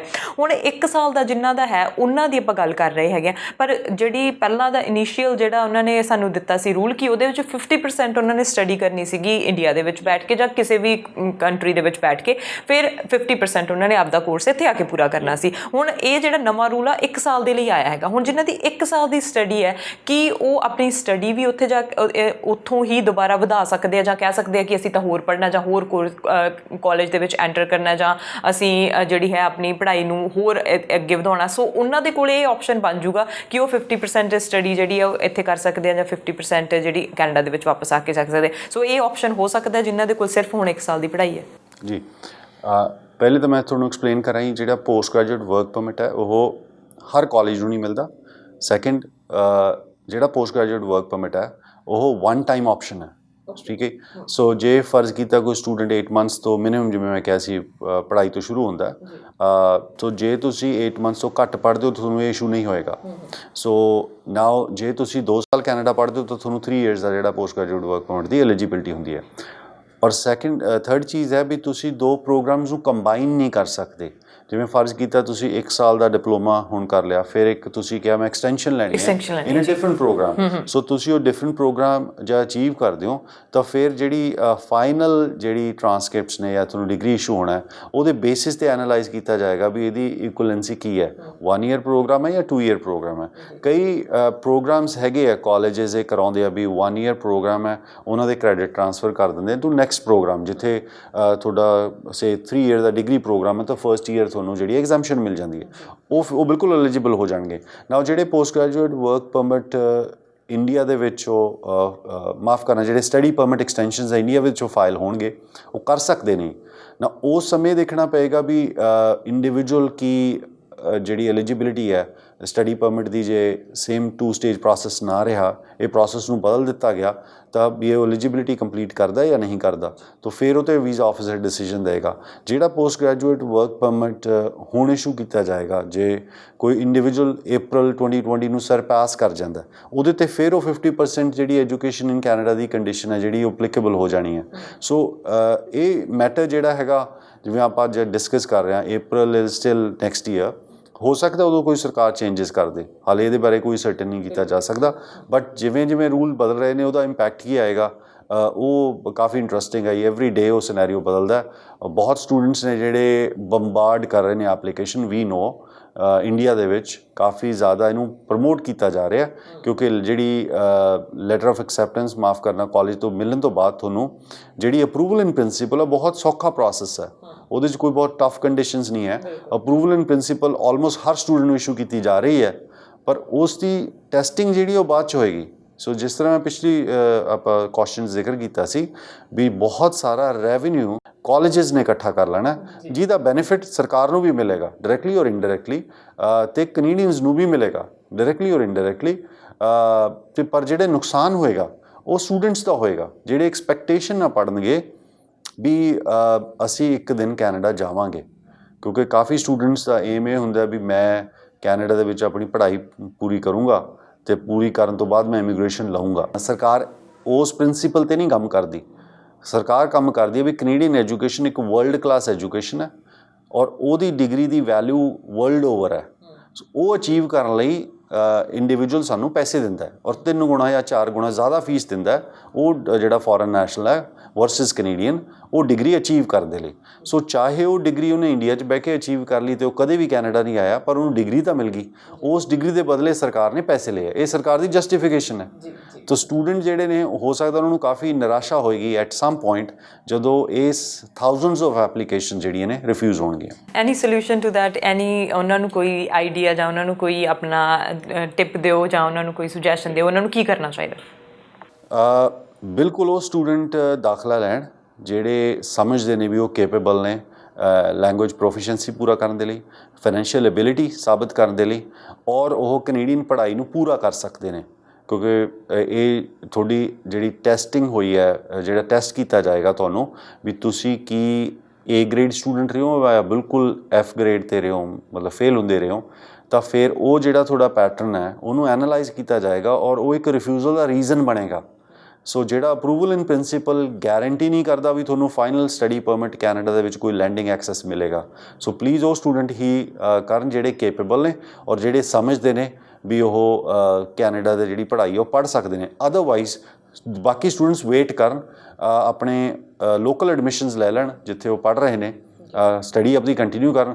ਜਦੋਂ ਇਹ ਸਾਰਾ ਬੈਕ ਇਨ ਟਰੈਕ ਹੋ ਗਿਆ ਜਿਹੜਾ ਪ੍ਰੋਗਰਾਮ ਹੈ, ਜਿਵੇਂ ਪਹਿਲਾਂ ਚੱਲਦਾ ਹੁੰਦਾ ਸੀ ਟ੍ਰੈਡੀਸ਼ਨਲ ਤਰੀਕੇ ਨਾਲ, ਕਿਉਂਕਿ ਪੁਰਾਣੇ ਤਰੀਕੇ ਨਾਲ ਐਟਲੀਸਟ ਤੁਸੀਂ ਆਪਣੀ ਫੀਸ ਖਰਾਬ ਨਹੀਂ ਕਰਦੇ, ਤੁਹਾਨੂੰ ਰਿਫਿਊਜ਼ਲ ਮਿਲ ਜਾਂਦਾ ਅਤੇ ਤੁਸੀਂ ਆਪਣੀ ਜਿਹੜੀ ਹੈ ਇੰਡੀਆ ਦੀ ਪੜ੍ਹਾਈ ਕੰਟੀਨਿਊ ਕਰ ਸਕਦੇ ਹੋ। ਤਾਂ ਹੁਣ ਉਹ ਜਿਹੀ ਜੰਪ ਨਾ ਕਰਨ ਐਕਸਾਈਟਮੈਂਟ 'ਚ ਆ ਕੇ ਵੀ ਸਾਨੂੰ ਅਪਰੂਵਲ ਇਨ ਪ੍ਰਿੰਸੀਪਲ ਮਿਲ ਗਿਆ, ਜਿਹੜਾ ਕਿ ਪ੍ਰਮੋਟ ਕੀਤਾ ਜਾ ਰਿਹਾ ਬਹੁਤ ਬੰਦਿਆਂ ਵੱਲੋਂ।